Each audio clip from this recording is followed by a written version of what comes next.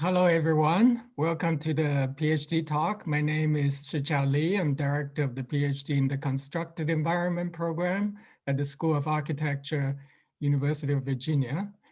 It gives me immense pleasure to introduce PATRIK Schumacher, one of the world's leading architects and a principal at Zaha Hadid Architects. Zaha Hadid Architects is a truly global practice with 950 projects in 44 countries. As a student myself at the School of Architecture in London many years ago, I had a chance to see how an extraordinary and innovative idea going through transformations to become one of the most influential architectural language.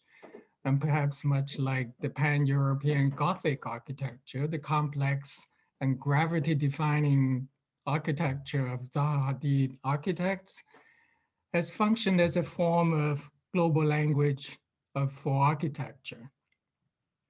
Speaking of language, it is really this topic that brought me in conversation with our guest speaker today. PATRIK joined Zaha Hadid Architects in 1988, I believe, and has since played a key role in developing the firm into an extraordinary global phenomenon today. He's winner of RIBA's Sterling Prize and an academician of the Berlin Academy of Arts. What is quite unique about PATRIK is that he's an exceptional practitioner, but also a really accomplished theorist. He has thought deeply about the nature of architecture as a system of forms and system of communication. He completed a PhD at the Institute for Cultural Science at Klagenfurt University and has founded the influential AA Design Research Lab in 1996 with Brett Steele. Perhaps one way to enter into this extraordinary intersection between architecture, language, and philosophy is through the works of Niklas Luhmann, the influential theorist of systems, and the notion of autopoiesis. And this is the Greek word for the ability of systems to self-reproduce. Architecture has always flirted with philosophy. Bunner-Latour said once that architects have theory for breakfast. PATRIK is different. He has theory for breakfast, lunch, and dinner, and is all the time being amazingly vigorous as a inventor of architecture. It is equally important to experience the architecture of his firm and to read PATRIK's highly systematic and thoughtful account of the nature of architecture in the 2-volume work, The Autopoiesis of Architecture, a new framework for architecture that's published in 2010, and The Autopoiesis of Architecture, a new agenda for architecture, published in 2012. The set of ideas have profoundly and provocatively changed architectural discussion. Autopoiesis, to me, has another really interesting connection to a different set of ideas of vitalism and really imagining architecture as being alive. Architecture is living, in a sense, through the human, and humans live through architecture. A few years ago, I brought my studio students to London and visited Zaha Hadid Architects with PATRIK, and we had a riveting conversation on language on top of a London double-decker bus. Not easy to focus on top of a bus, but that was an indication of how good that conversation was. Unfortunately, the bus driver didn't wait for us to finish our conversation, so I was hoping since that time that we would have another opportunity. Here we are. This is our extended opportunity. I'm particularly delighted to have this opportunity to introduce PATRIK to speak on architecture, language, and semiology. His talk is Cyberspace and the Autopoiesis of Architecture. PATRIK. Thanks so much for the nice introduction. Thank you all for inviting me and giving me the platform. So I will start by sharing my screen. Here we go. Let's see if that works out. Perfect. And now, 1 second. Yep, cyberspace and the Autopoiesis of architecture. So I will show work from ZHA, Zaid Architects, but also in particular work of the AADRL. And I've been thinking about, and we started to work on the idea of cyberspace in this year and end of last year, half into the last year, because of what's been happening in terms of the need to telecommunicate and all the investment which flows into space, all the startup companies who are trying to make cyberspace a reality. And I just want to mention as well that at the beginning of the internet, I was actually temporarily for 2 years an assistant teacher or professor in Berlin Technical University, where the internet arrived, where I first saw it, kind of white text on a black background with not much content in it. But already at the time we were fascinated, and there was the notion of cyberspace was already, you know, at the origin of the internet through some science fiction, but also through a book called Cyberspace by Michael Benedict. And it's an interesting reflection. It actually opened up my eyes, for instance, to the power of semiology in architecture, because, and that can be easily foregrounded because that's really what it then is. These spaces become spaces of framing communications, are communications, etc. And I had did in '95, I did my, before I moved to the AA there at Berlin, I did a virtual college, a cyberspace project, the idea of a virtual university where we generated 3D spaces, where we laid out all the informations, all the events, the seminars and lectures to navigate them and develop spaces of interaction already at that time. So then this kind of faded and the internet became the domain of the graphic designers, an analogy to the magazine. I think now it's time again to, it shifts back to analogy of buildings, of cities. So, and that's what I'm working on right now. With you know, with AADRL, but also with there's not many results there to show yet, but with the firm, with our research groups and the already approaching clients. I will talk towards this at the end. So cyberspace and the Autopoiesis of architecture, or of the design disciplines. In my theory of architecture, I'm grouping all the design disciplines together. A bit like you've experienced at the Bauhaus, where everything from graphic design to urbanism, and including fashion and product design, interior and architecture was there. We also, in our office, designed some of our own graphics, and we've developed the typography as well, and so on. And we're doing fashion and everything. So also that kind of global scope of all the design and everything which is structuring the phenomenal world we move through.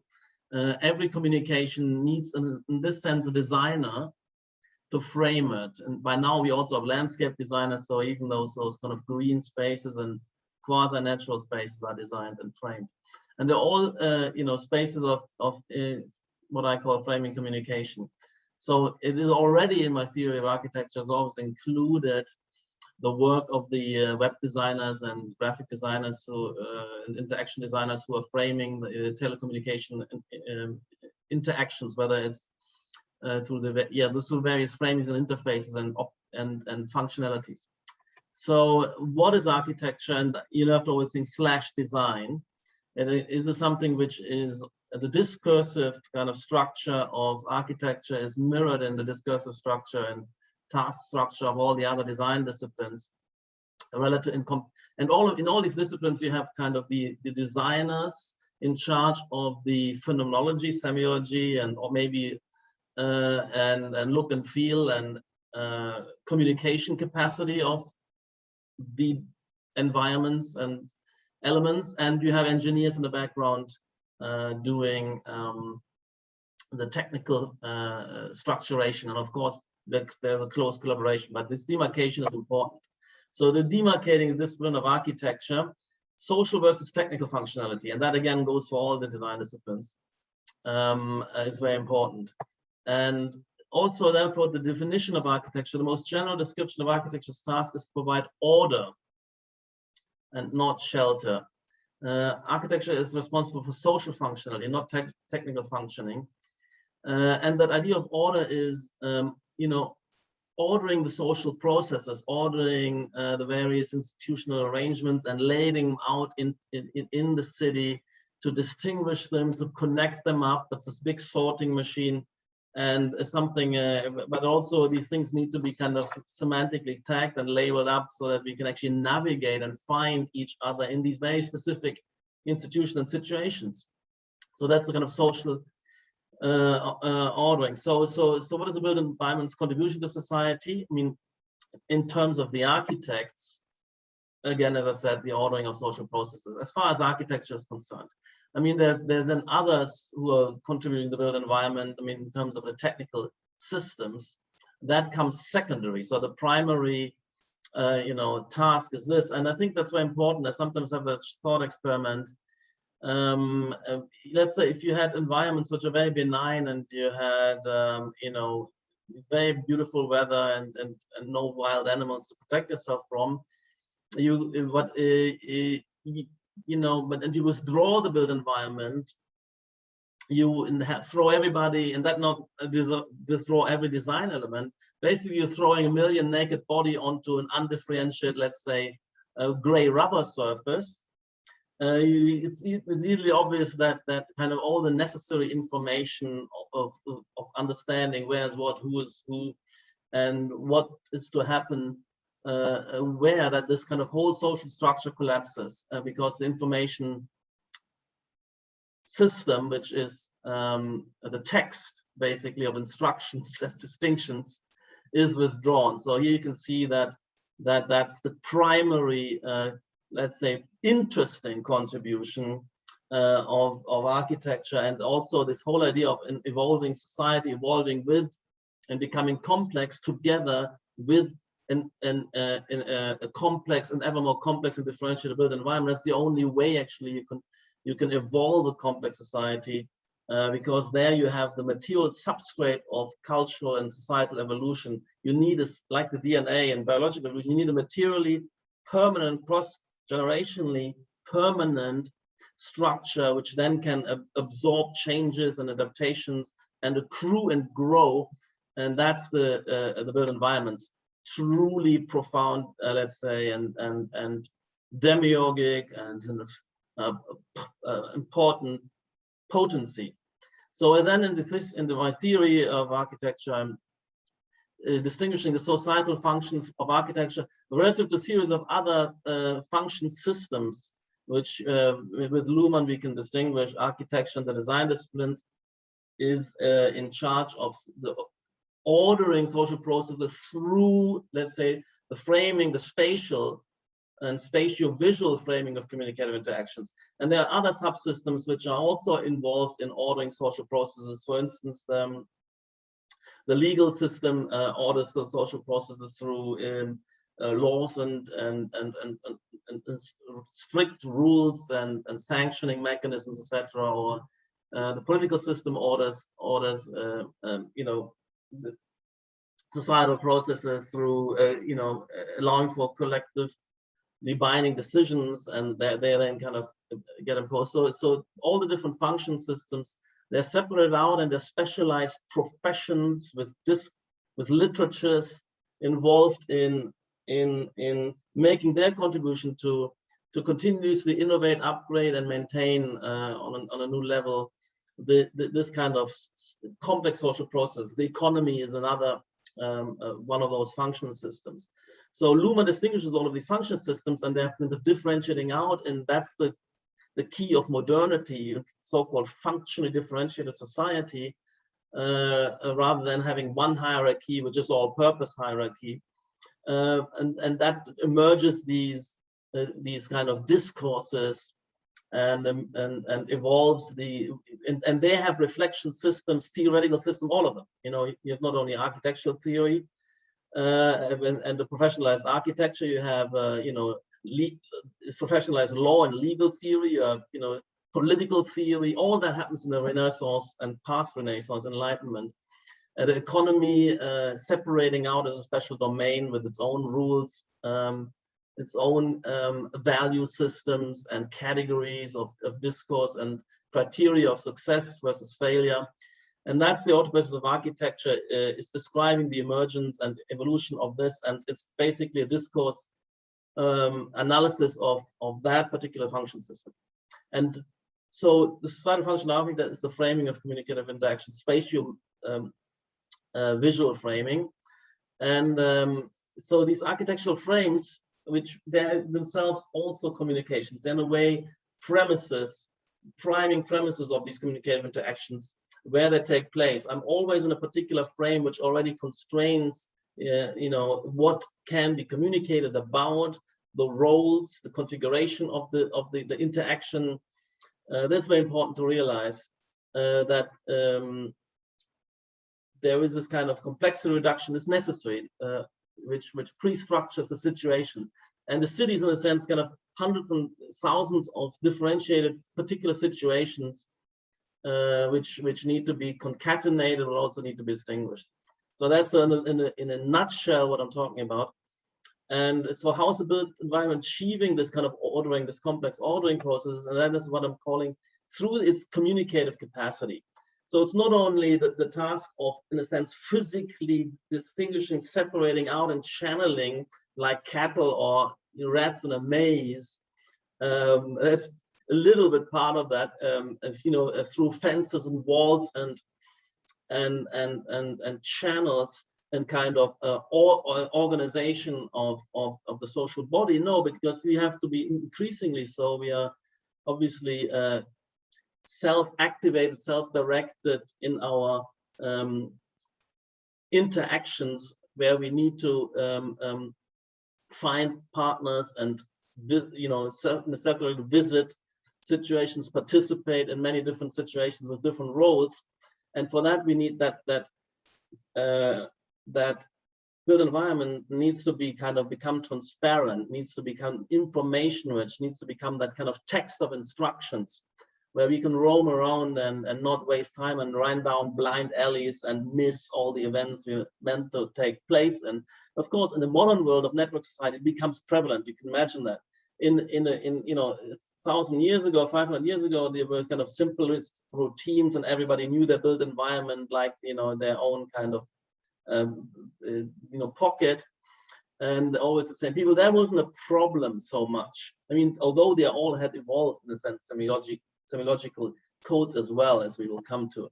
So it's even in very simple societies is necessary. Once you have more than a group of 25, let's say, primates, and you have hundreds and thousands of participants, you know, costume, etc., emerges. The semiology of categorizing and identity and character figures. And as you move from one role to another, you have these, you know, from adolescence to adulthood, married, unmarried, various status groups. That is a semiological system, which we still have in a voluntary way in a fashion system. So building is communicating, but all design is communicating, and in a very instrumental way. In a very important way, in an indispensable way. So, and I'm just showing this. So the way we're working on it, we always show the interactions. And if you look at this free agent self-selecting into this kind of pattern, the structure, and this pairwise ordering, it's facilitated. There's a kind of invitation to do so, but at the same time, it's still an arbitrary language you have to learn. I mean, there could be other ways. You could sit in the gap, or you just walk through. Or so there's a language to be acculturated into. It's not absolutely self-evident, but at the same time, without this structure, it's going to be much harder to quickly find the relevant configuration for a specific event with a particular thing. So that's the project. The semiological project is in the end then that which I've been foregrounding always in recent years, because that's less been debated, less understood. It's intuitively adhered to, of course, because we are all as architects participants in the social situation, and we kind of self-correct when we design things which don't look their part. But the organizational project is important, that you make these arrangements, basically what you do in plan view. The phenomenological project tests out then in elevation and in perspective whether what you've laid out is somehow let's say, cognitively tractable gestalt, the psychology of perception comes in, whether you kind of, and you can test it if you don't, when you look at the perspective of your own design and you can't find the pieces and you can't distinguish the entrance or even distinguish the object from its context, figure ground separations, then you're already on the wrong track. So we intuitively also adhere to the phenomenological project to some extent by wanting simply perception, and that's also only becoming a problem when things become complex urban scenes.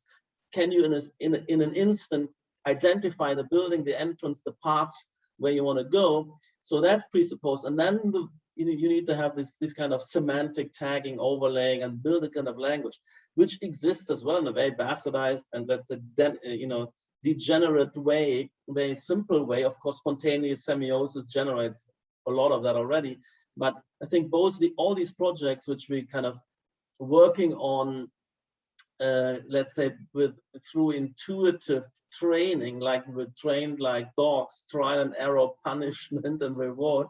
But I've made all of these conscious, theoretically reflected agendas, and how can we improve and upgrade the capacity to organize, to make conspicuous and legible in terms of the cognitive limitations which are reflected as in terms of our sensuality, and then the semiological project in terms of the system of signification. So these were laid out and then worked on, and resources drawn out. And of course, I'm not the only one who worked on these. I mean, there are some precedent, organizational project, Christoph Alexander, space syntax, phenomenological project.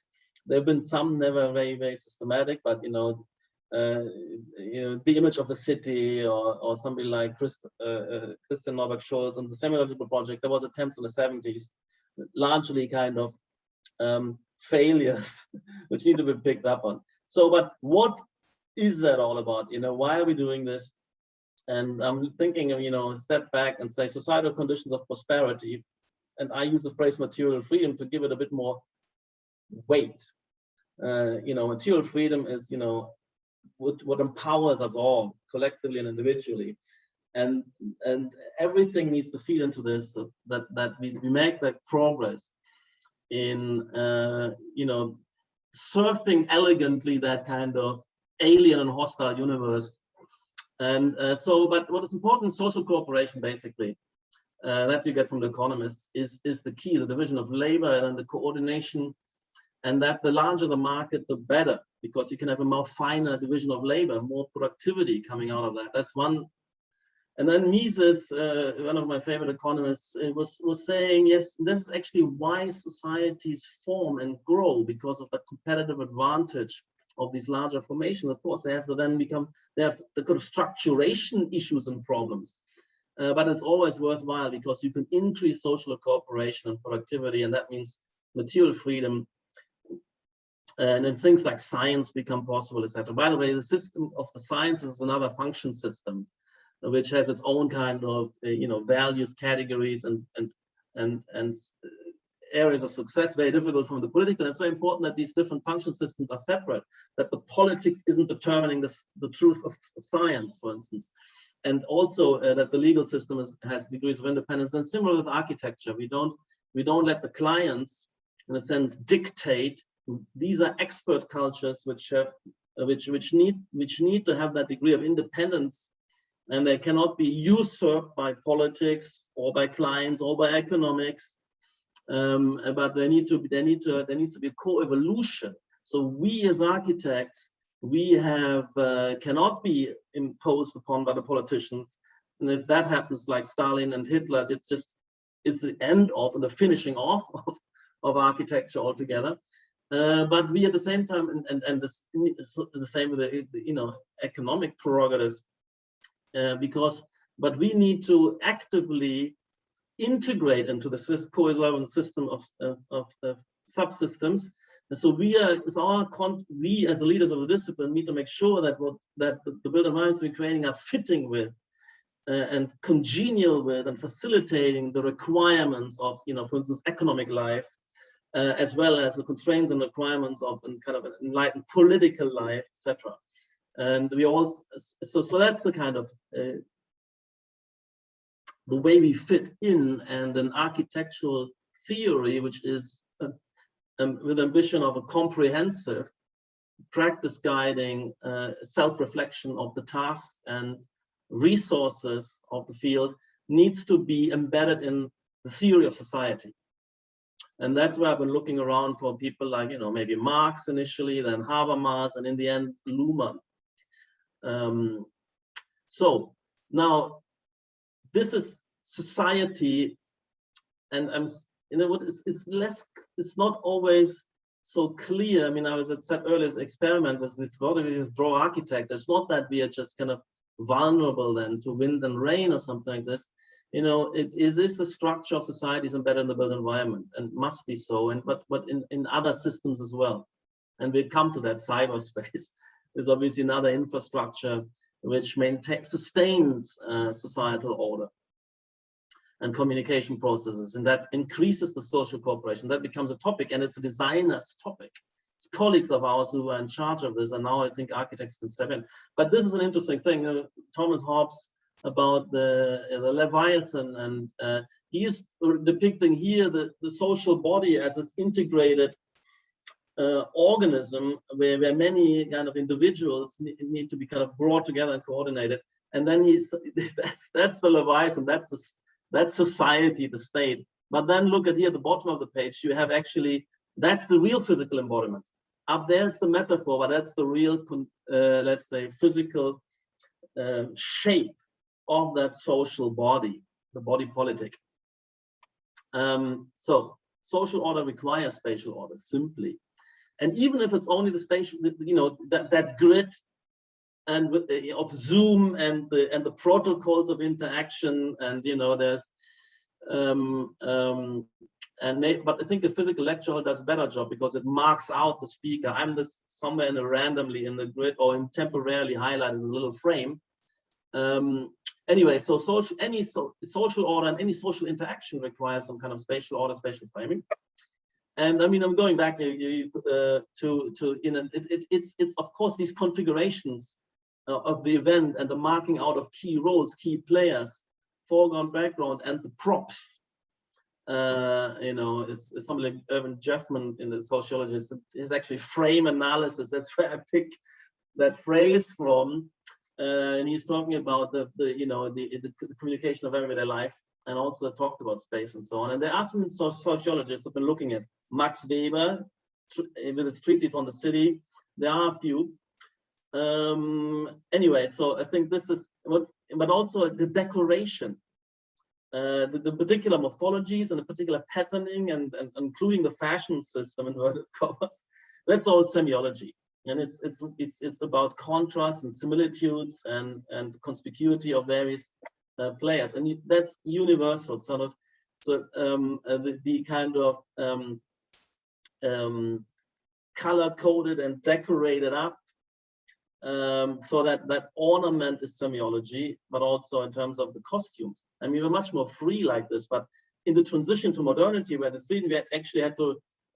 There were sumptuary laws prescribing that, and you know, there's a danger of imposters. So, but you had the prescribed roles and prescribed, but also prescribed places, and the same, the ornamentation of buildings were prescribed, and they were actually very kind of importantly defended.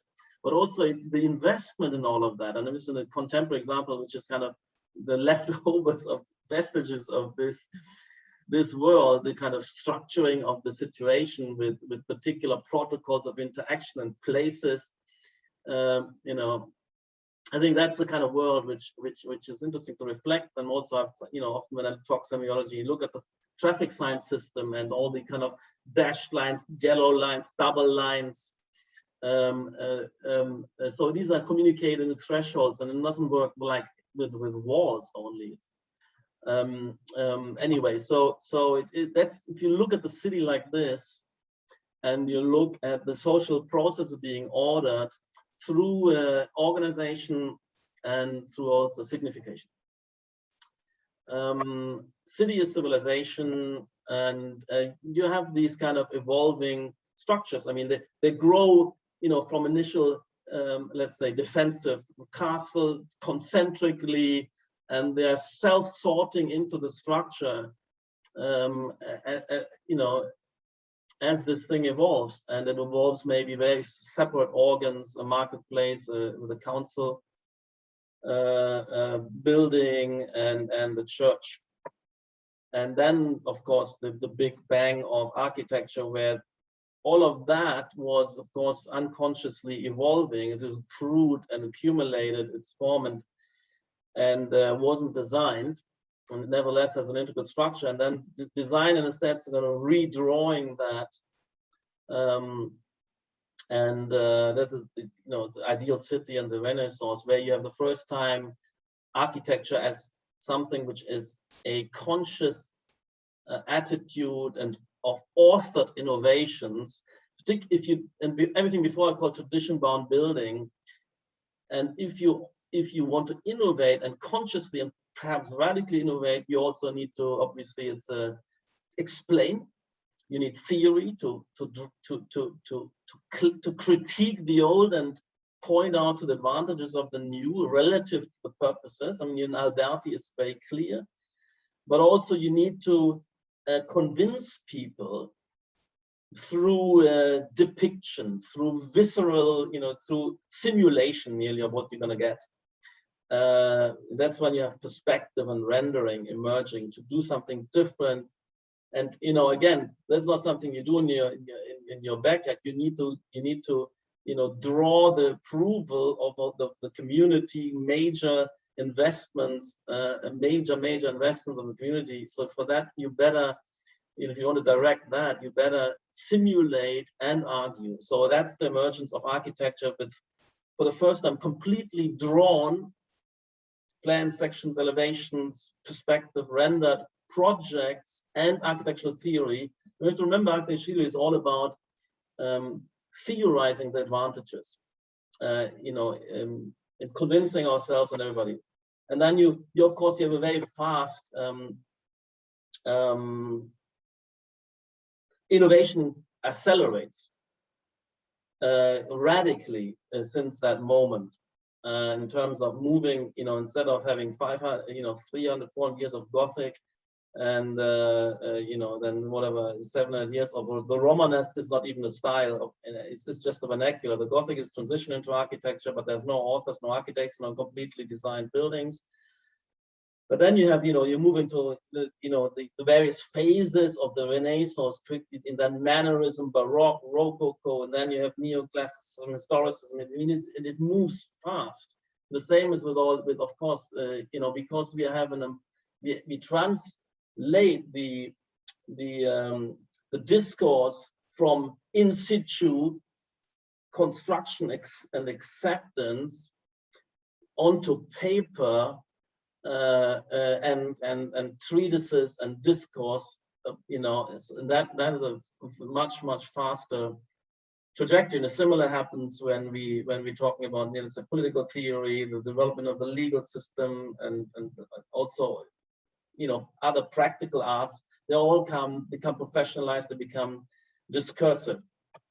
Anyway, so I'm jumping ahead, and because I want to, this was the background, and all of what I'm saying here is still relevant to these kind of amazing agglomerations of, you know, let's say knowledge industry hubs, which we generate, like in London with the financial sector and the media sector and the science and engineering sector and architectural sector, the design disciplines, everything, the creative industry is kind of interlocking, coming here together with the various institutions, universities, and so on. It's this kind of these hubs, the network society. That's a new condition where communication is much more required than even in the 100 years ago, in the era of the mid-20th century, where you have, of course, modernism, but you have this kind of Fordist mass reproduction, and you have long runs of doing maybe 10 products for mass consumption, like a washing machine, a TV, a mass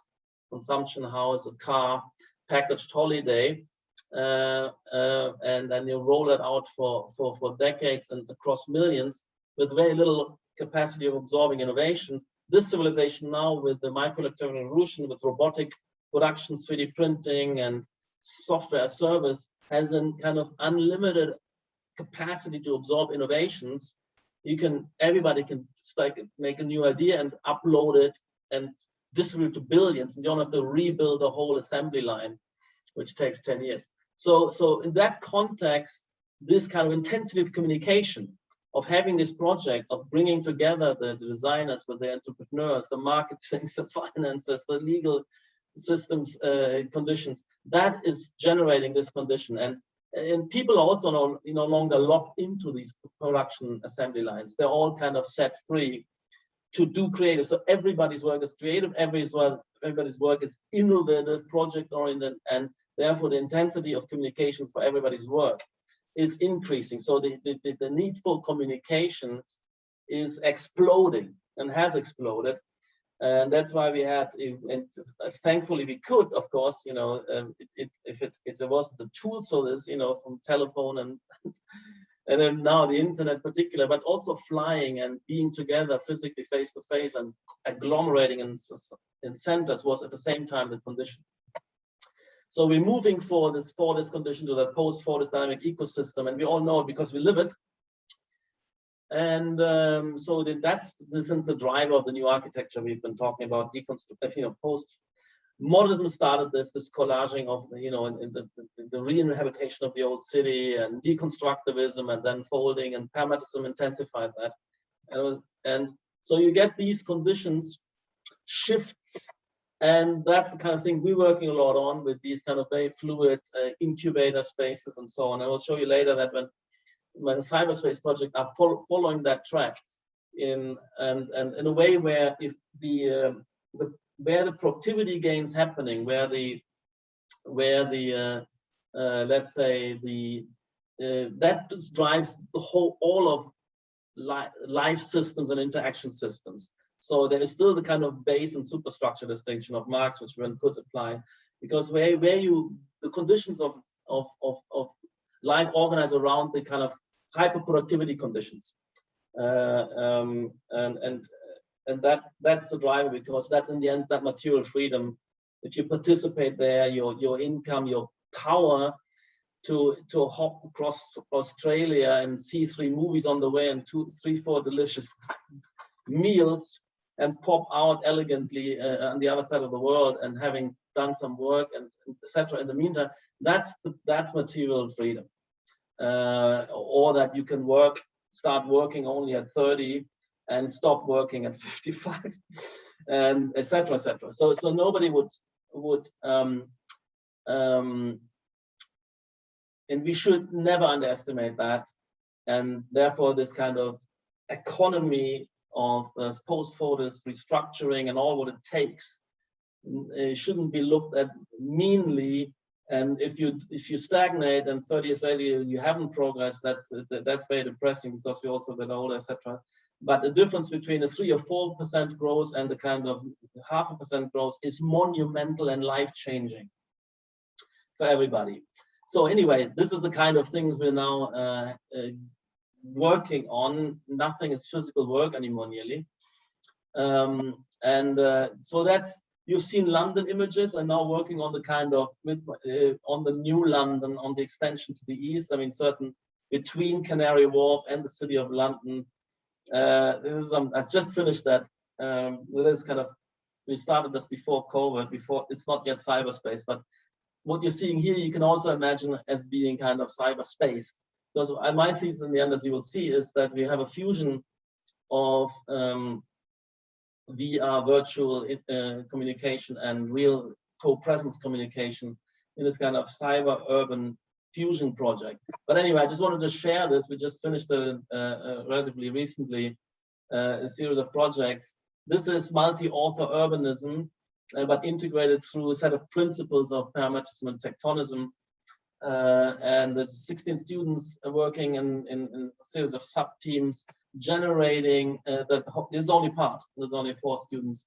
That whole kind of integrated mesh of entertainment, work, live, etc., which is the contemporary city, and in this kind of high density extension. I just want to give you a glimpse of that. just for fun, because I've never shown that to anybody yet, except for those who are visiting AADRL juries. That's the kind of work we're up to. And of course, we've done as Ardent Architects, we are into atria and bridges and mixed use and layeredness in high density tower configurations. But to do that to scale on a general new district is kind of another thing which isn't coming along so easily in the real world. So are these movies running? Are they?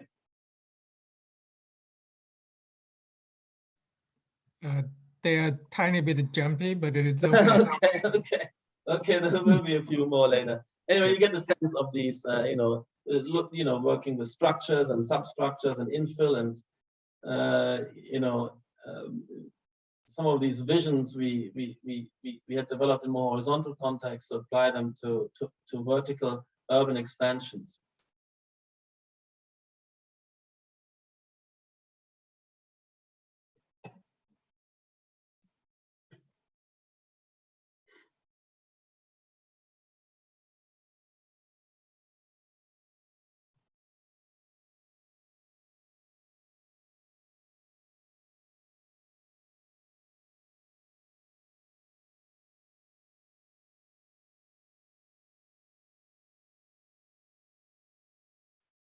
So this is all about deep vistas, porous space, atria, and vistas and windows into the next towers, deep plans, voids, moving across sections.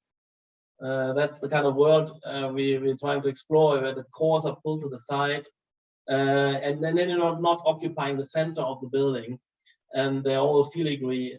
Let's say. I'm just throwing in at as a reminder that what we're doing here with DRL has also ground in reality.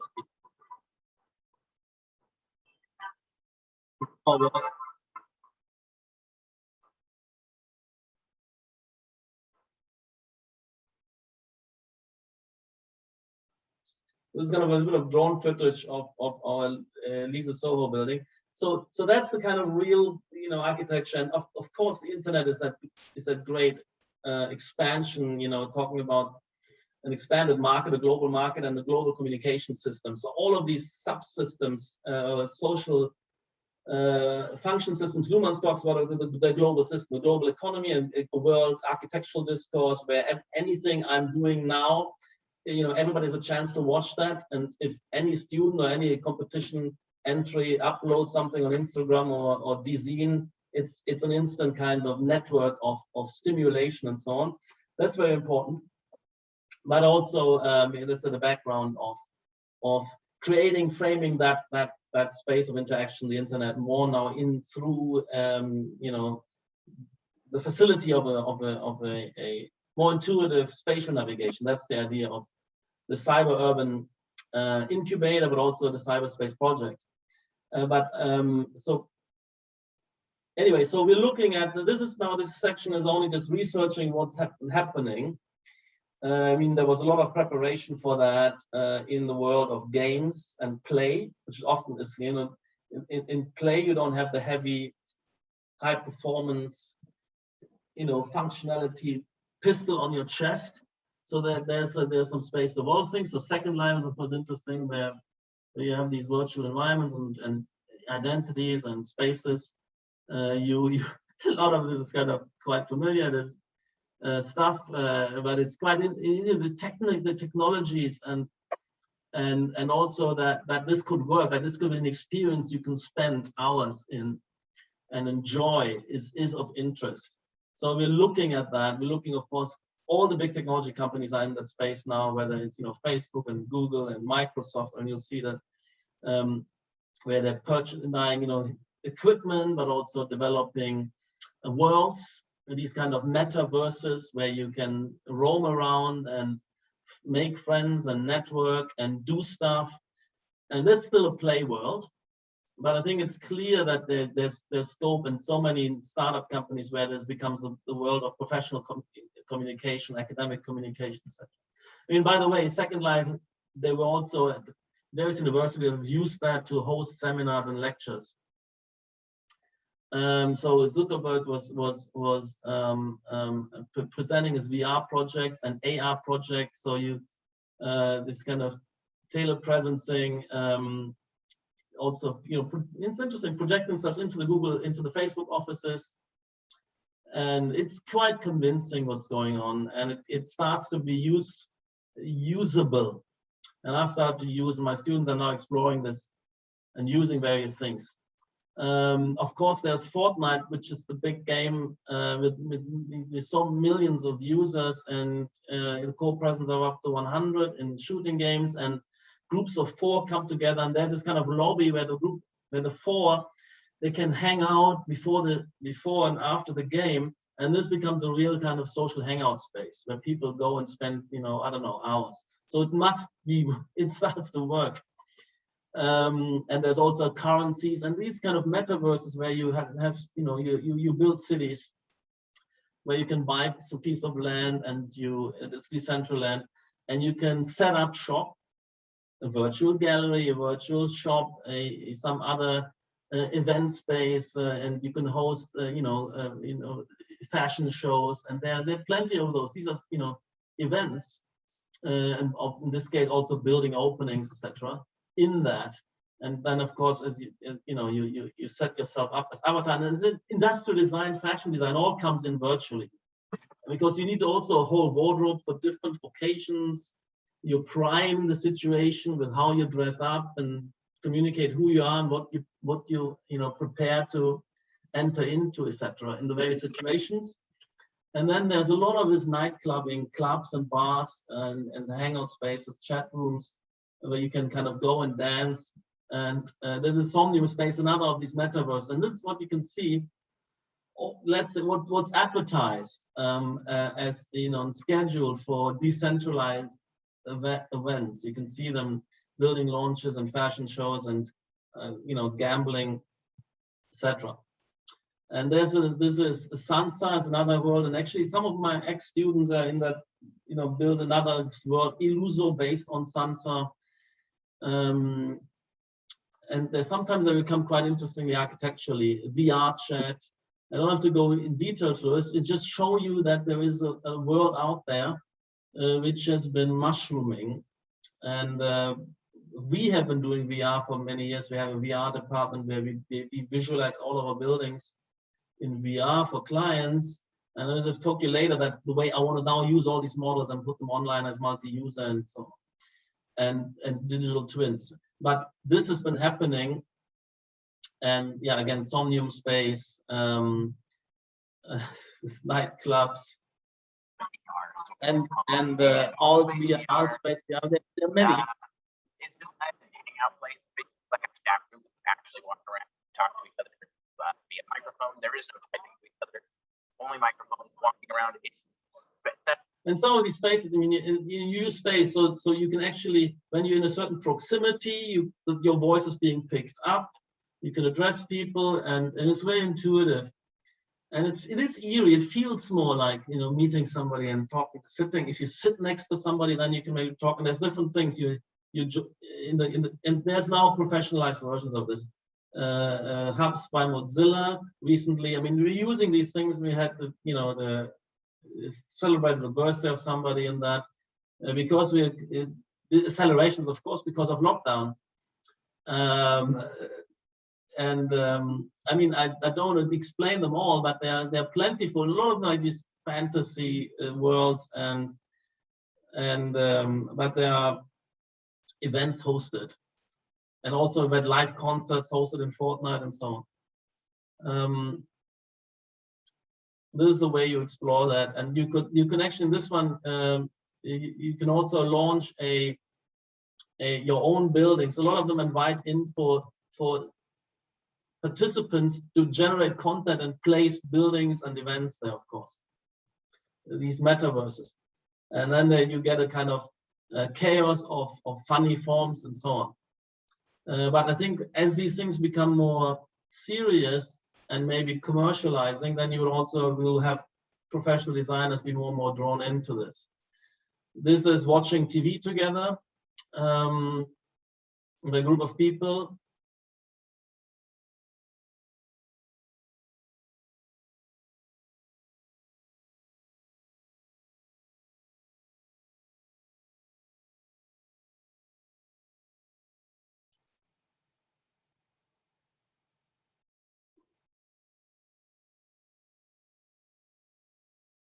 I mean, there's so many, there's so plentiful. Of course, recently also NBA with virtual visitorship, and then you get the particular seats perspective on the game. BT Sport is doing the same with football. Then you get these AR overlay, or you get these information overlays as well. And it's all kind of fusion, real and virtual. Various equipment makers. Now you have also these kind of immersive headsets where you also see through and see the real at the same time. And these companies, they're also establishing, let's say, worlds and spaces of interaction. So the hardware company is also getting in the domain of trying to generate interaction spaces and various tools of communicating with writing, with tagging, with voice, with anyway. So that's what I'm systematically studying this. And we're working with students on generating these virtual spaces, but we're looking at how we're integrating with the real spaces, and how you could be multiple people in the real space joining virtual spaces or having tailored presences of remote characters in these. Anyway, so trade fairs, trade exhibitions where you can set up stall and stand, and then you can show the 3D model, your virtual product. Product launches. There's our own VR group generated this, which is financial marketplace thing. Anyway, so we also did, and conferencing, conferencing venues where you have the additional chance to have, after parties and in between chats, and there's also stalls of the various speakers. It's a bit more fluid and not just zoom in, zoom out, finished, and the kind of chat column, but something more where you linger, where you can see who else is there, you can approach people, and share media, share events, but also talk on the side. So it's and this is a startup company that so corporates or event organizers can hire their system and spaces, and then everybody is brought in as an avatar, and the event unfolds. You can see here there's a lot of them have no proper design in inverted commas. It's kind of cartoonish and So there's too many to go through them. Meeting VR is an interesting one because it has some kind of parametricism design. It might most probably XDRL or XR people involved. But what is interesting about meeting VR is they're quite nuanced in now, you don't have the kind of real estate constraints. There's many different types of meetings and types of interactions you could distinguish. Stand-up meetings, quick meetings, longer, larger, smaller, presentations. I don't want to go too much into this. And you can participate with your iPad, laptop, or with VR set. And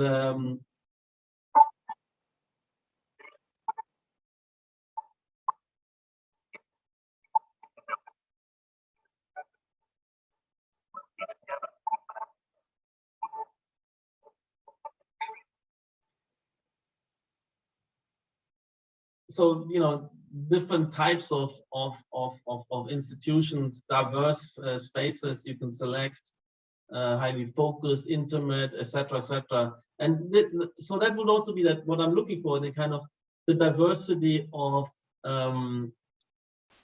situations and the way maybe situations shift. There's not only 3 stereotypes, but many different versions and ways of communicating, and that the ambience and the way you place people in it, or the prime and prompt, different interaction protocols. So that is the idea of differentiation of the mix and having events, not stereotype, but parametric variable event scenarios, etc.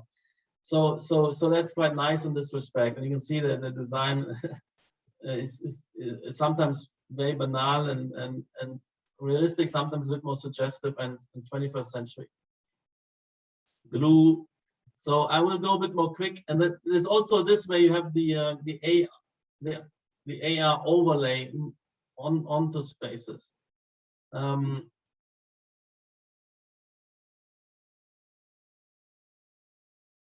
Where you sit together and generate that additional information, and not limited in looking at a screen, but looking at the virtual overlay over the real space. Anyway, so we're looking at all of this different ways of tailored presencing through kind of local holograms, or you have, and then how, you know, that it's just the face or the full body scanning, the transformation into various identities.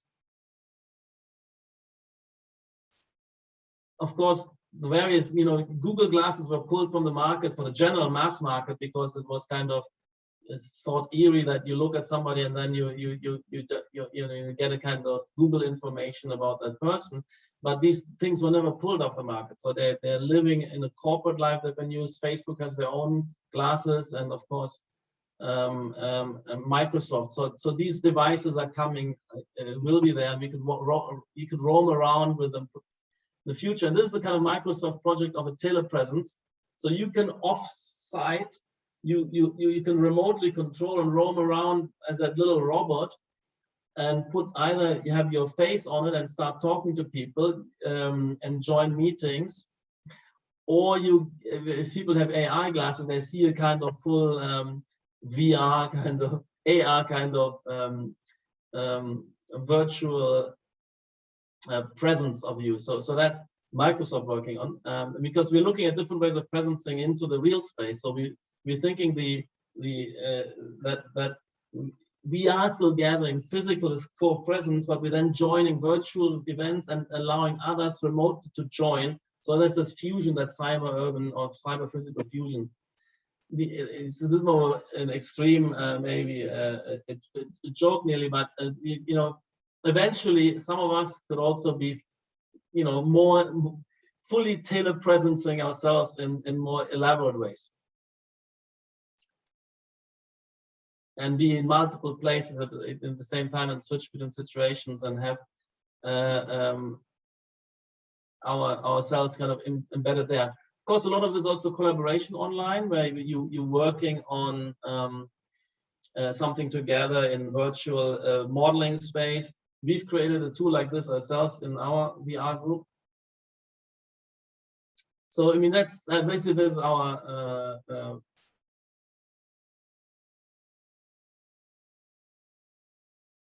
stock market kind of navigation and trading platform, which we modeled in our VR group. Anyway, I have to rush through that. The AA has some units which working on. This is one unit here from the AA working on this stuff, and they had actually. You see, the aesthetic is very different. It's not photorealistic. You could be this kind of strangely iconographic, quasi-graphical world, 3D, and they hosted a whole kind of architectural kind of conference in this fashion and in this world. Anyway, so legible information rich environment facilitate orientation, navigation, participation. The same kind of theory of architecture applies here, and it's much more, let's say, distilled to the core of, you know, because the physical is literally left behind. There may be other technical engineering constraints in terms of bit streams and rendering and screen renderization constraints, which we need to take into account. But the essential ingredients, whatever is the exact overlap between the cyberspace design and the architectural real design, that's the essence of our discipline. So we are transitioning that totally seamless.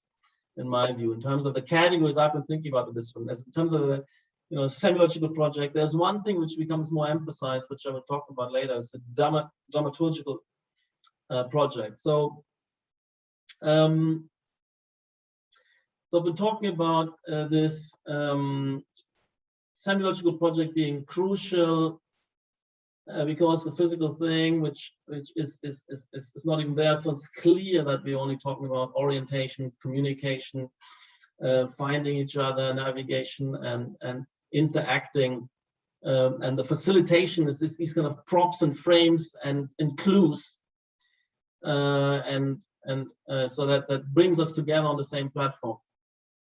That's the essence. So I've created these theses on the advent of cyberspace, that architects will be designing these, obviously, that it will further distill the core competency of the discipline, namely the spatio-visual ordering of information and communicative interaction. And the third thesis is that it's not going to be we all sitting at home in a cave with Googles, but we want to participate while we're together. So the third thesis is that AI-empowered cyberspace will fuse with urban space, implying transformation of the built architecture and urban life. So maybe nearly all of the surfaces will become windows into the virtual world, or some of them, in various ways. Urban as well. You think of, let's say Times Square or Piccadilly Circus, and yeah. Anyway, we're not going to be confined to the laptop screen as this takes off. And so we're going, from the graphic to the spatial. We're going from that graphic designer's world into the architect's world as the key design discipline, taking that on. And well, this thesis is quite important for me because I think I feel very well prepared to take this on because of the importance of the semiological project and the care I've been taking also about the phenomenology, about conspicuity, about legibility, particularly if scenes becomes complex, contrast and similitudes, and order, not shelter. Shelter is obviously not taking place. Social functionality and order mostly delivered via communicated demarcations. Yes, usually these are freely roaming worlds. Of course, you could also have, imposed hard barriers, access limitations. So that idea of a wall comes in as well, but also as a physical device, as a kind of ordering device, potentially. Anyway, I'm kind of reiterating how these, let's say, the theory of architecture matches the task, essential task description. Framing of interactions is as much web-based and virtual events as buildings and real events. And I think I'm looking at, if you look at the internet, the web design theories and languages, so it's nice to pick up user interface design or user experience design as keys. And all design is user interface design. That's what we should focus on. And I've sometimes had this experience when we did particular projects like for Mercedes or the retail outlets and so on, that we brought in somebody who is kind of user experience experts. And it's very revealing. It's very important that you take on this perspective. And since we have to do so much, we need to coordinate all the construction. We're doing the contractors project as well. We're doing it, I think, and I'm invested in only because we care so much for the final sensibility, that detail, the suppression of irrelevance and the accentuation of niceness and materiality, that kind of sensuousness of the experience. That's why we're going, investing 3 years of painstaking controlling of the construction process and working with it, but we're in the end only interested in that final experience, of course. So user experience, but then there are these experts who are only doing that. And so that's why I've expanded my catalog of organizations, phenomenology, semiology. I'm talking about dramaturgy. That's this kind of dynamic user interface design. We have dramaturgy also in architecture. How does a door open, swinging, which which partition can shift and rotate, how do you open the window, and so on. There's a little bit, and switch on the light, but isn't it too much?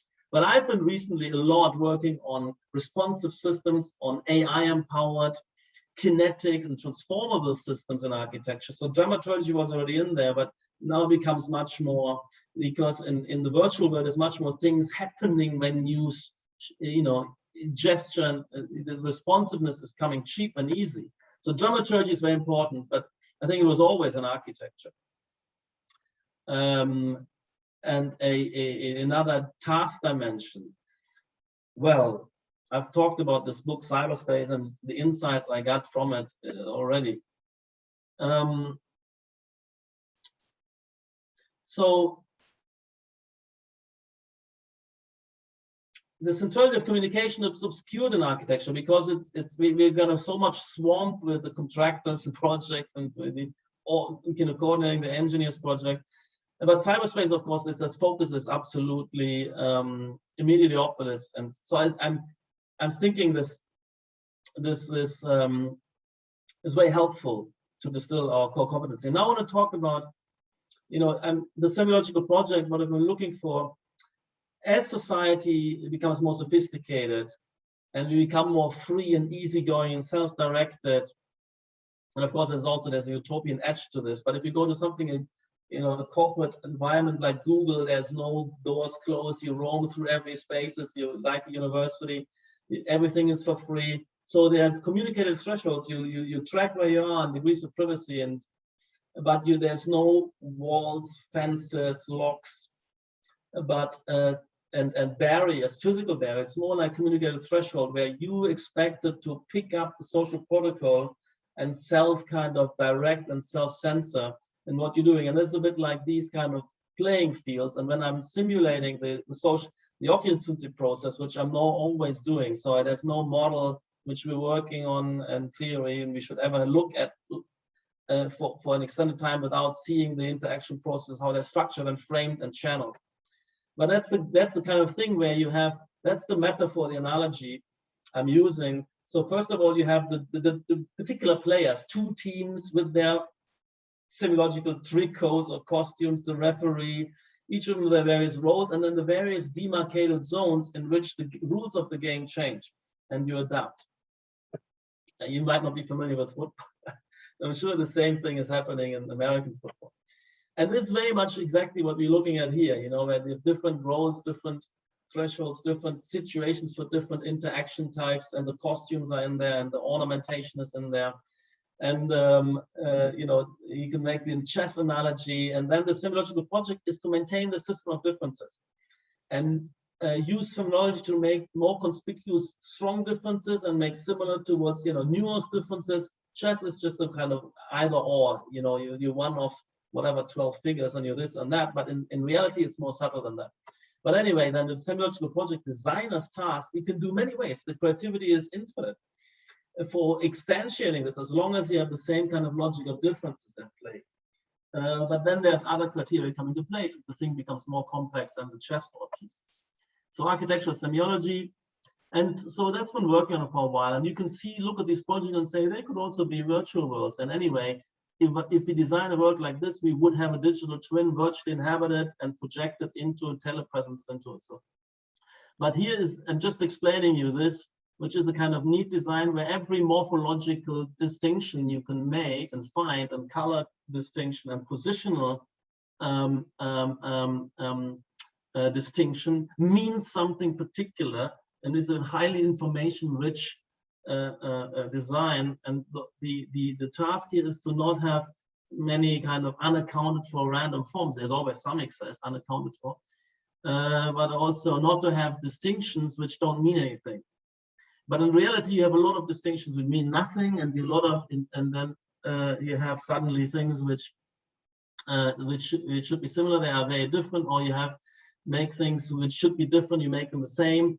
That's what if you don't make it a consciously controlled, you get a lot of, let's say, noise in any built environment. That's why we only have very, very crude distinctions where you can understand this is a shop. Yes, you see that, and you see the difference between a residential and an office building, not always from a distance even, or whether it's an hotel. but that's all it is, which we can distinguish, and the rest is very, very, let's say, noisy. So, system of differences is semiology. What counts, and then it's a hierarchy of distinctions. There's kind of bound, unbound condition. The unbound is all the open circulatory and leisure spaces, the informal space, the public space, and then the bound zones are more business spaces. For instance, that's an incubator space, kind of startup culture, co-working space. And then so all the bound spaces I'm distinguishing concave versus convex. Convex is all the meetings, and the kind of concentrated sit-down work is the concave. And of course, everyone has their parametric variations on each of them, but the distinction is maintained. And then you can have a more or less. There could be a gradient transitioning from one to the other if this distinction is socially not so very strict.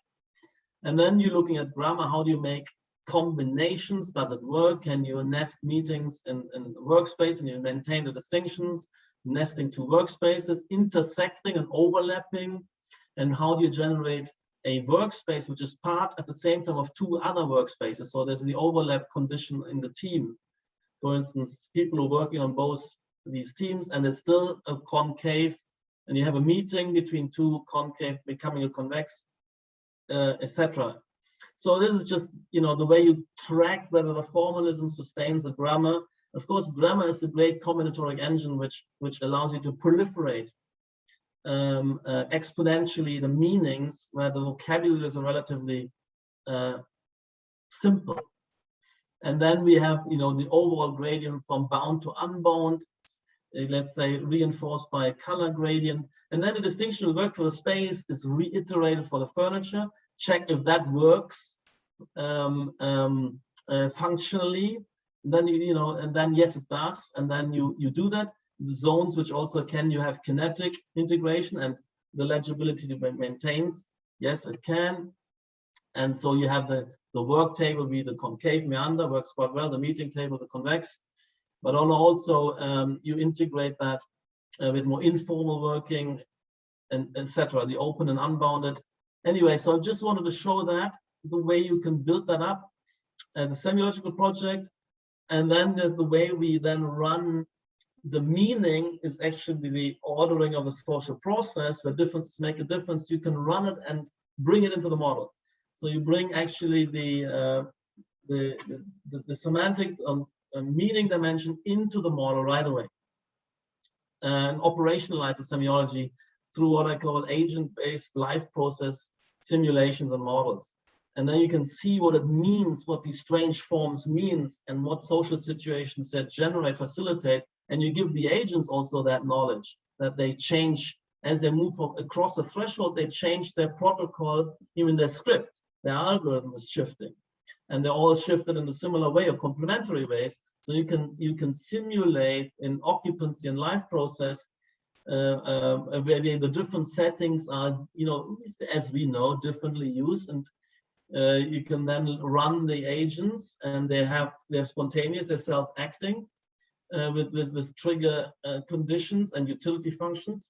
And then you can later on measure the outcome in terms of encounter frequencies, communication frequencies, which have additional conditions to convert an encounter into communication, whether that works across status groups, within status groups, across teams, across hierarchies. And then we're running engines to iterate the layouts, and we could loop that into an evolutionary process and involve more potent built environments which generate more encounter frequencies, maybe also more particular with leaders or particular across teams or with visitors, etc., etc. So you can be very targeted because these agent populations are differentiated. You can track what everybody's been doing and encountering and who they are. And we can also embed social networks where when we have, for instance, we can download these are tailored to particular companies. You can download their kind of communication history from their internal intranet communications to establish the cliques and clusters and valences. Anyway, so we've been working on that on big corporate technology centers like this.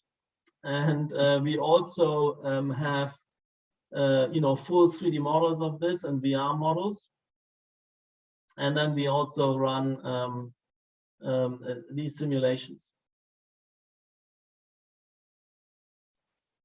So this is actually the VR. And then it came the idea that, well, this takes another 5 years to build. Why don't we invite them all here and come in as avatars and communicate, roam, settle, and use the facilities.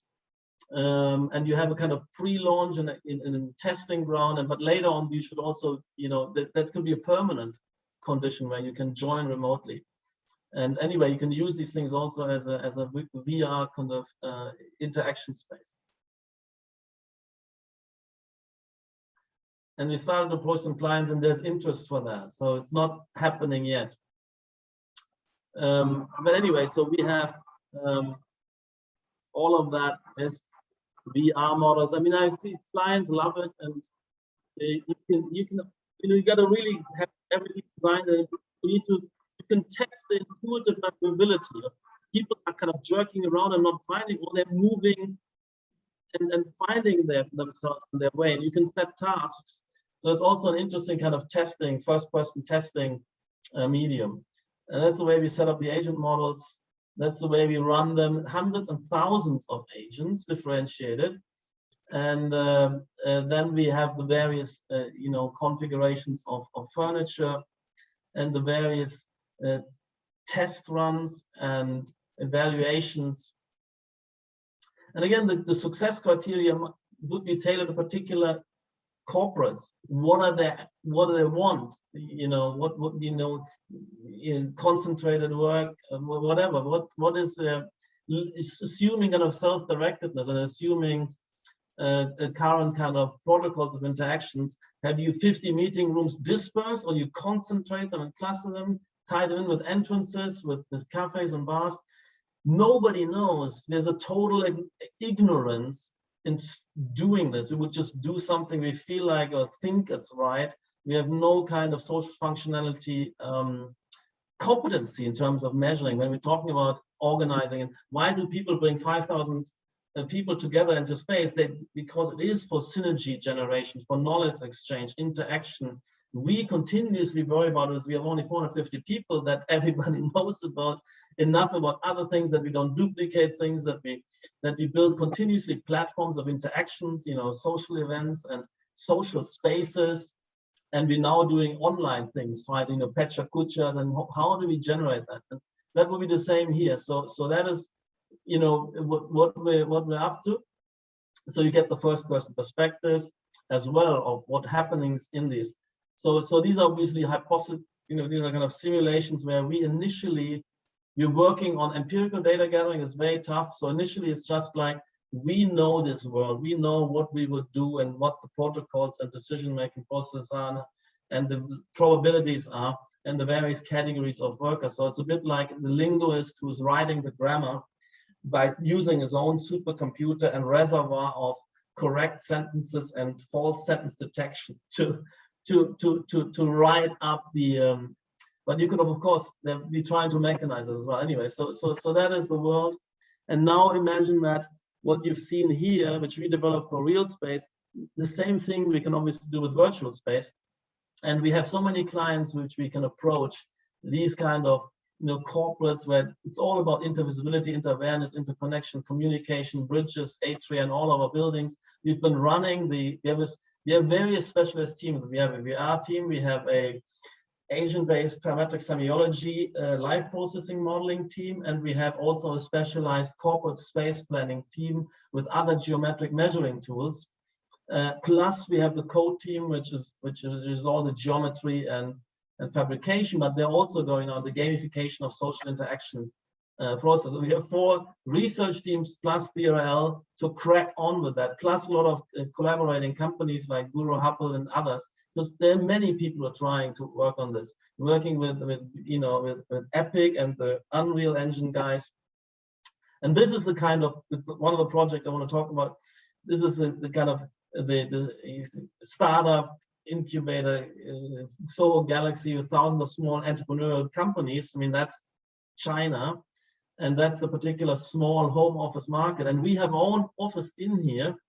And I just want to show that background because we have done, we started to do a kind of digital twin of our own Beijing office, and where you can have, we already have our own servers. You can have several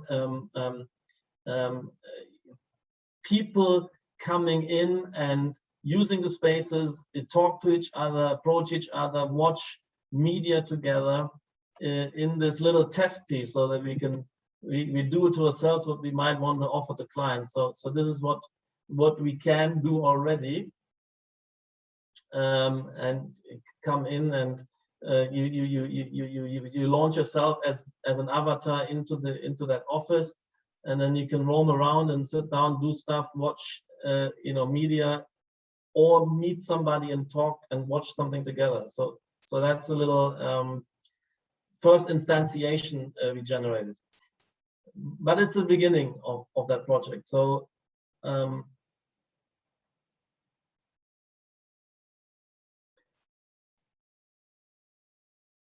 but I will jump ahead, and you can. It's quite crude the way you kind of then could overlay your video feed and talk, or you just use voice and use the avatar. Okay, I jump out of that.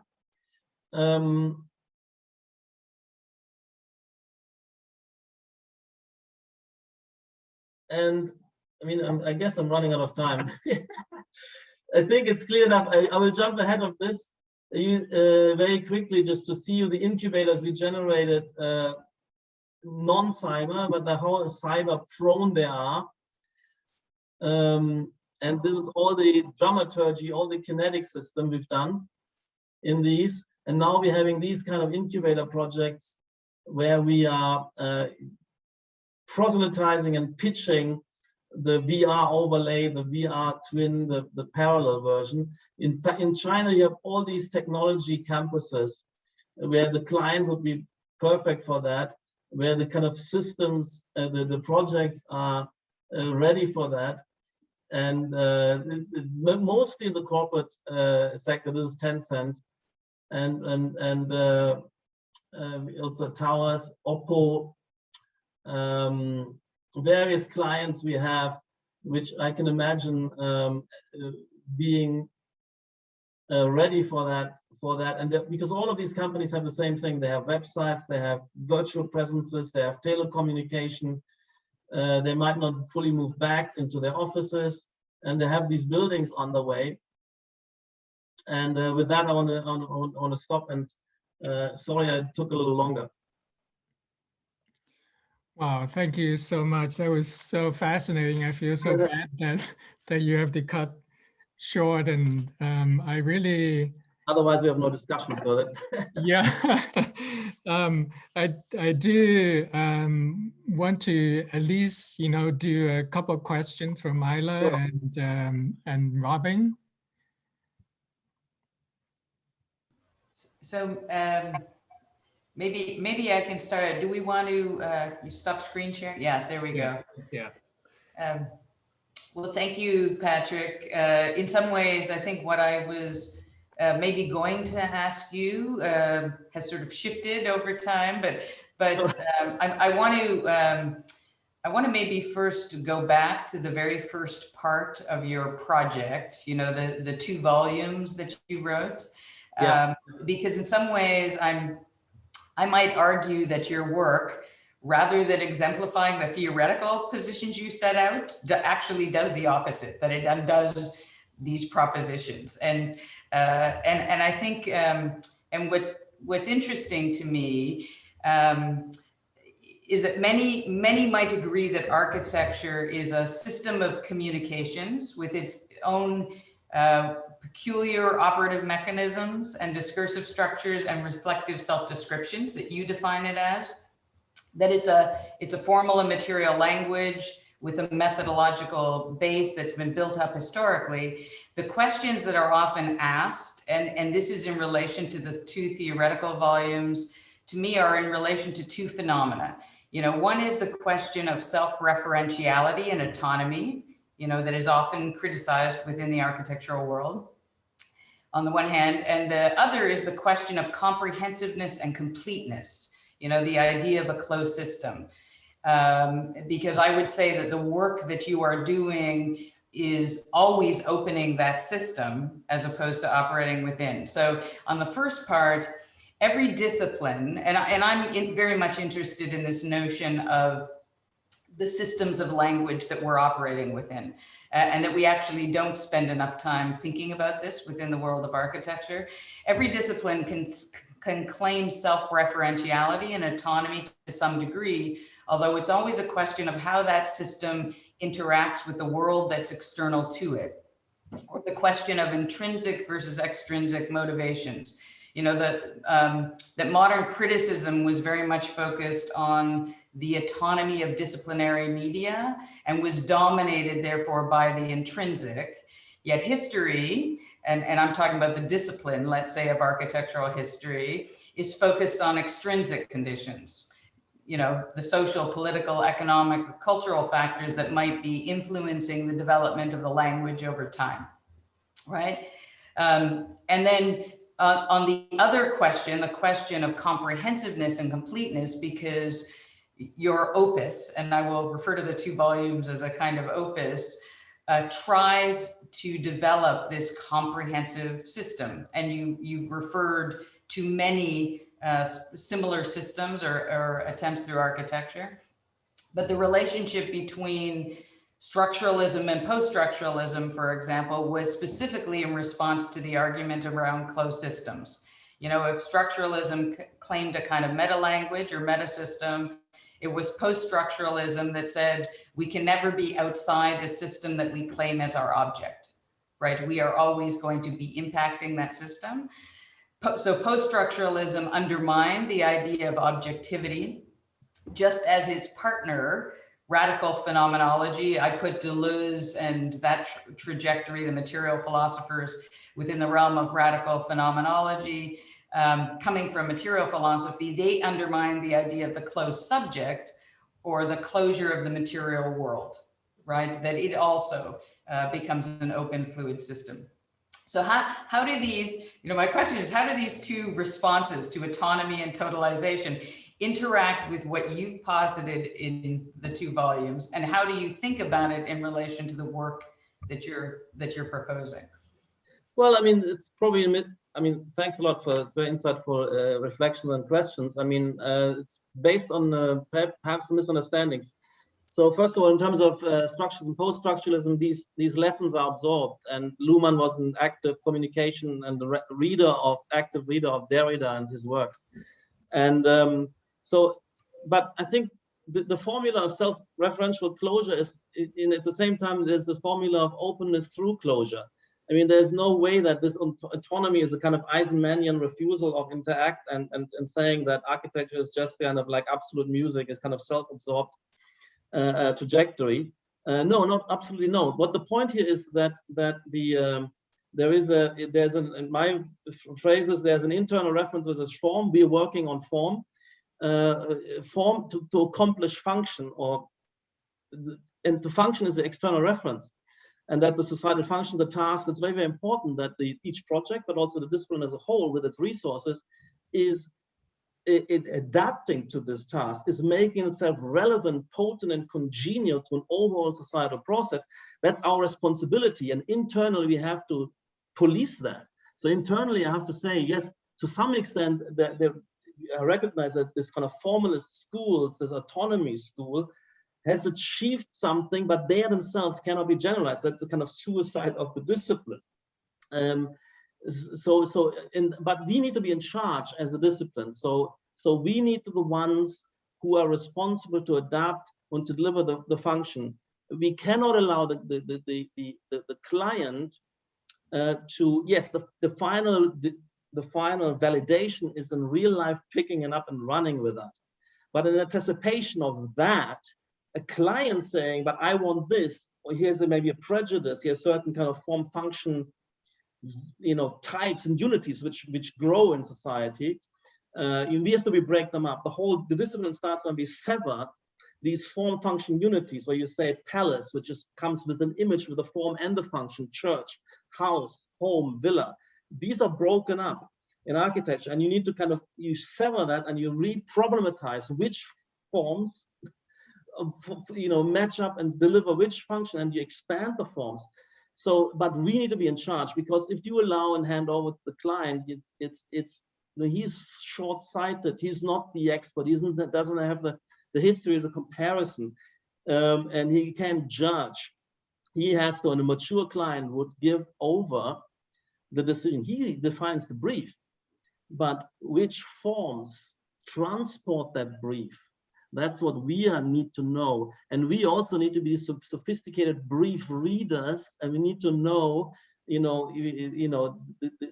the institutional processes we want to give shape to. So the external reference is extremely important. When I am elaborating my canonization of parametricism and all the styles, I'm saying each style has formal heuristics as well as functional heuristics, and in each era they're different. The functional, we now have to accommodate what I call parametric variable event scenarios. We can't work with the list, with the brief, which lists 5 stereotypical situations. We need to have these life process models, and there's intricacy and difference in multiple audiences, and the quantities of these participants matters, and we need to tease out together with the client in a sophisticated way to elaborate their brief. And there are sophisticated clients which usually come to us. Like we work for BMW, the new headquarters. We talked with every department. It was a long and lengthy process to understand their processes and so on, and their intuitions. And in the end, they let us interpret this and make this happen. So that's the mature way. And that's why, so it is totally openness through closure, and that openness, that delivering towards you need to be autonomous, like science can't be dictated to by the users of science. I mean, that would be preposterous. You don't have a division of labor, so it is based on the division of labor. And of course, the division of labor is, you got to fit in. It's not an autonomy, it's a social cooperation game, but the autonomy of the expert. I mean, yes, we have that everywhere. Now, functional differentiation, the boss coming in, into the office, he's not going to disrupt the cleaning team or the cleaner. That cleaner has functional competency. He's not going to, so we moved. That's the new world. So it's a total misunderstanding that this is that autonomy, that Eisenman autonomy, that protection. That protection is useful temporarily sometimes. You need to incubate sometimes the formal research, the formal elaboration, because if you put the pistol on the chest too quickly, then you don't get anything new. It's like the brainstorming situation where you need to allow a space where you let flow out. And that's for me the art world, by the way. The art world has this societal function of being that brainstorming chamber where the external reference is suspended or played. Anyway, so that would be that. And yes, as far as I'm concerned, I'm highly aware of those post-structuralism I've brought up on. This was one of the lineages I've gone through. But in the end, you can't leave it with this open and inconclusive way that the ends of all grand narratives. It's a face to smash to see the complexities, to see the loops of reflection and the deconstruction and self-deconstruction, but in the end you need to act. And so I believe that somebody like Luhmann, Habermas, these figures who've been intricately interfacing with these guys have a much more mature standing. They actually have comprehensive theories of society. And that's something you can't ask a Derrida. And if you ask a Foucault, it's very off the chart or Deleuze or a Guattari. You can't, they can't deliver the integrated, take responsibility basically for world society. But how somebody like Habermas and Luhmann can.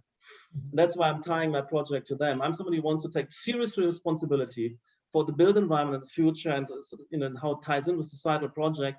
and not some kind of fringe radical existence. Not, you know, let's say a Bataille. Yes, I'm reading Bataille, and it's very instructive, but you can't leave it to Bataille. You know, so that's the difference, and that's why I'm saying the totalizing view. Marx, I mean, it was very clear that and Lucas and all the Marxists were clear. You can't leave fundamental aspects outside because they come to undermine your project. So you gotta try to be comprehensive. That's very clear, and that can't be kind of that these narratives collapse doesn't mean that we now kind of demure and agnostic and say, sorry, we can't do it, let it happen, let it roll. Well, yeah, I guess, you know, architects have to build in the end. You know, that's really one of the kind of, you know, deep contradictions of the profession. Robin, should we have a quick comment? Well, yeah, I mean, there's too much here to even comment about. Yeah, which is wonderful. But and I'll try to narrow this down to something really quickly. I had a larger thing which Isla sort of addressed a little bit, but I probably consider myself a hacker of systems rather than a creator of systems, and therefore I sort of coming at this as a kind of an idiosyncratic or eccentric or a particular kind of voice of things, and so I'm trying to sort out both at a kind of a philosophical level how that kind of idiosyncratic view comes into the system, and then down to I also work with agent-based model, relational model, and various growth systems, and am constantly stymied by the moment when the system seems incapable of dealing with the idiosyncratic. And I always have to then move outside the system, which then seems to either be questioning of the validity of the system, or to think of maybe if there are enough agents, that this in fact suggests maybe that this idea of idiosyncrasy or the unique isn't all what we think it is. And so I'm trying to figure out how you take this one. Well, it's interesting, yes. But, you know, the complexity of the system generates these kind of unique career paths, individuals. I mean, that's what Zimmer already is saying. Why we are this kind of this individualism and the uniqueness and idiosyncrasy, because we all had, you know, in the complex world, we all accumulated different kind of references, and we are, in his words, everybody's at a different intersection of so many social circles, because there are so many, and they all intersect, and I'm kind of in a particular intersection, which is kind of, you know, 20% national and 30% this profession, but with this sub-profession, with this hobby, with this lineage of partners. So that's why we're all unique and different and idiosyncratic. But underneath it, there is a kind of system of categorization which derives that, and you can try to unravel it and find in which dimension this is similar to this group, and in that dimension is similar to that group. And I think that's also in a semiological system. It's a kind of system of similitudes and contrasts, but where every space is similar in different degrees with many other spaces, but it's also at the same time dissimilar and contrasting with these spaces in other dimensions. And that's why we need many dimensions of distinction. And then in each space, there's a kind of unique overlap. So you could also say there's idiosyncrasy in a design like this, that every space is idiosyncratic, particularly if you have positionality as another meaningful thing, whether you're at the periphery, at the center, on which side, close to the entrance. So that gives you already a unique condition. And then you have a unique color, feel, texture, a network of proximity. In this, you can kind of chart in love space syntax, which shows also that there is an underlying permeability and access structure, which has a different shape than what it looks like in top view. So this, and I want to make this transparent. So I want to make the particular character of this event and space you kind of joining and roaming through, transparent as much as possible, empowering. And we have a supercomputer here. We can be sensitive to any nuances. You know, if you hear somebody speak and you see the look and feel, the hairdo, the dress, the tone, you get a lot of things, and all those colors, what you expect and might not expect, and might be prejudicial, but we have to navigate prejudice. So anyway, you want to prime and empower people by giving spaces this kind of nuanced information richness, and it needs a certain systematicity and discipline.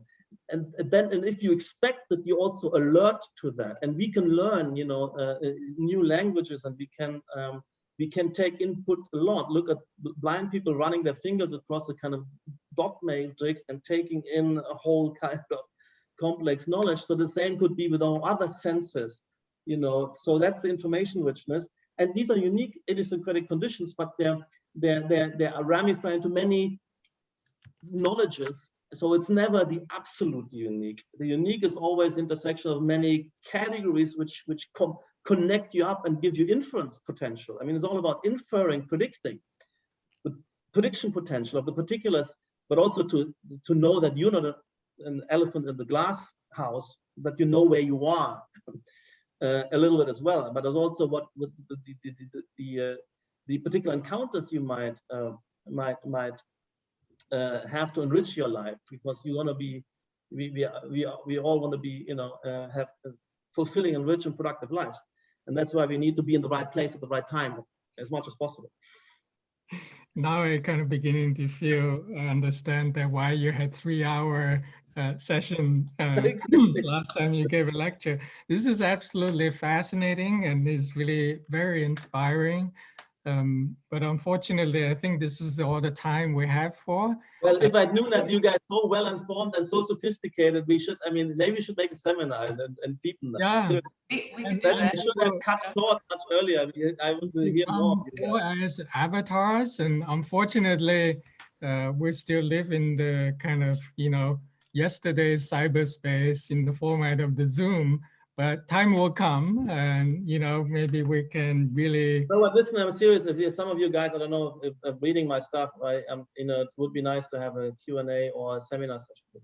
Yeah. Anyway, We you could organize it. something. Would be great. I'll organize it. I'll organize it, Patrick. Yeah. All right.